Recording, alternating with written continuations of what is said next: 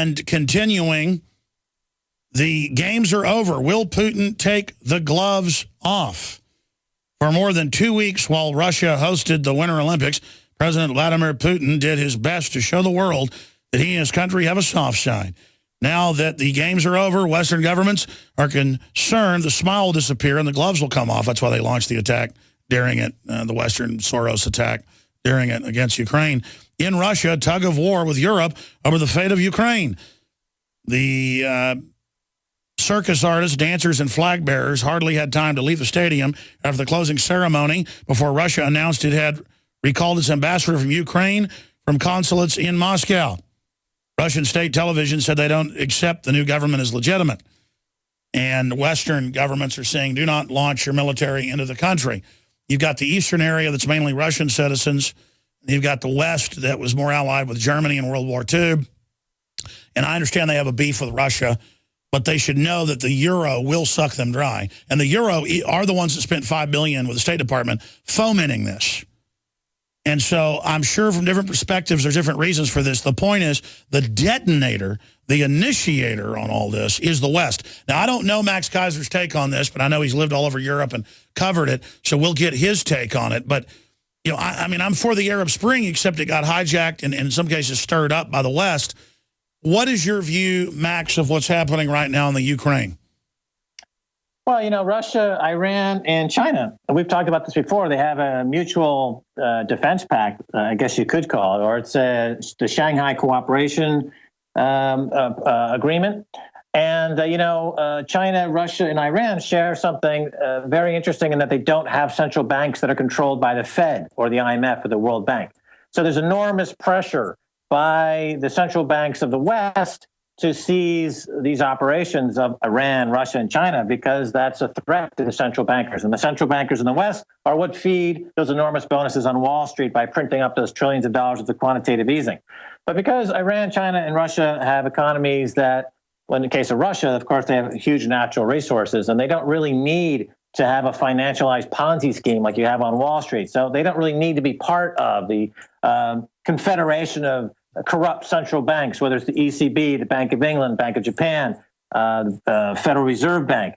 So that's where the tension is. And the situation in Ukraine, obviously, it's another hit piece by, you had John McCain down there in the CIA looking to stir trouble. They're looking to seize any assets they can and fund some local CIA-sponsored folks, and game on. Same thing we've seen in Central America, South America, North Africa.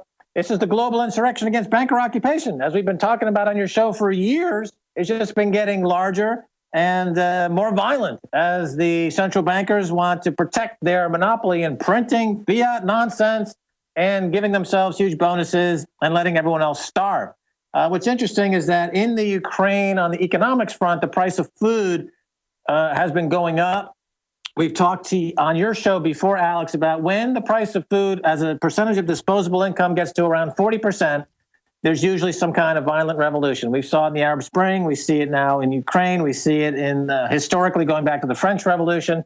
So that's another byproduct of this money printing, is that the poor people who are exposed face-to-face with the rising food costs as a percentage of disposable income, when it gets to a certain level, they just go into the streets because they've got nothing to lose. Exactly, Max, but that's the problem. They know when these countries are going to blow up, so the West then triggers its revolution to make sure a real revolution doesn't happen. And so instead of the Russian allied government that's obviously got problems, they're now going to go with the EU, who's already saying they're going to put the Ukraine under debt. I mean, this is... Yeah, exactly. That's exactly right. So that I'm saying that's what you have at work here. And so they're coming after net neutrality. They're coming internet taxes. Yeah, they've done it instead. You know, Aaron Swartz died for the sins of the corpocracy. But, you know, you're coming to Oxford University, Alex.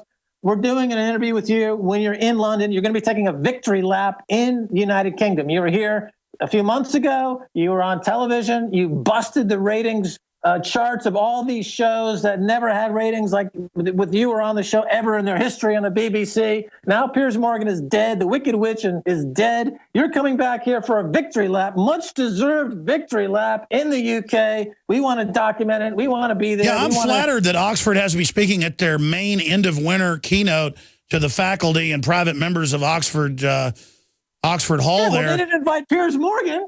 You know, they didn't invite a slime bucket like Piers Morgan because he's... No, but let me ask you, why do you think the faculty is inviting me to come address them? That's bizarre.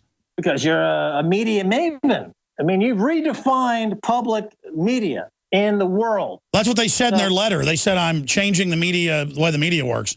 That's what they want me to speak on. Absolutely. I mean, you've been an inspiration to MaxKeiser.com. You've been an inspiration to our work on television. You've been, people like Luke Rudkowski, who's one of the greatest journalists in the world right now. Where do you think he came from? He came out of the Alex Jones world. So now you're taking a much-deserved victory lap. And I think there's going to be, it'd be on my show. I do like England. I got to tell you, I really love England. That's why I said I'd come back. Because I love the Salisbury Plain. I was going to live somewhere. Gosh, that's beautiful. Well, listen, Max, we'll talk to you for a full hour soon if you can do it on everything in the world. Thank you so much for popping in. And my pleasure, Alex. Bye-bye. We don't get stimulus money like MSNBC or NPR. We get funded by the people listening and watching. This is radio. It's really a radio show, but it's grown into TV over the last decade. I started out in TV. So when you buy the books, the videos, the T-shirts, the super high quality, non-GMO heirloom seeds, the lowest prices at the International Seed Center at INFOWARS, store.com. You get the Molon Labe Pro Gun shirts, whatever it is, of over 500 great items. You are funding our operation, Voting Free Will. So get the new Molon Labe, the most handsome Molon Labe shirt out there.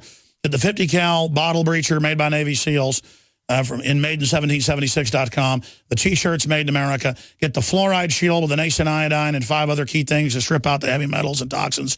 It's really the best deal on the site. Get the Survival Shield proprietary Nascent iodine that has done, look at me. Folks, put me on screen. I am working out less than I was 6 months ago. Because once you get fat and out of shape, even if I was swimming 2 miles and jogging, 3 or 4 miles every other day, I got healthier, my heart, blood pressure, all that real good, but I still had blubber. Soon, I'm going to take my shirt off, folks. I mean, sitting down, I barely have a little pot belly now. It's like a third of what it was. I literally, look at me. I've still got a big round pumpkin head, but I look good. People are like, whoa, man, what's going on? And I'm telling you, it is the survival shield like nothing else out there.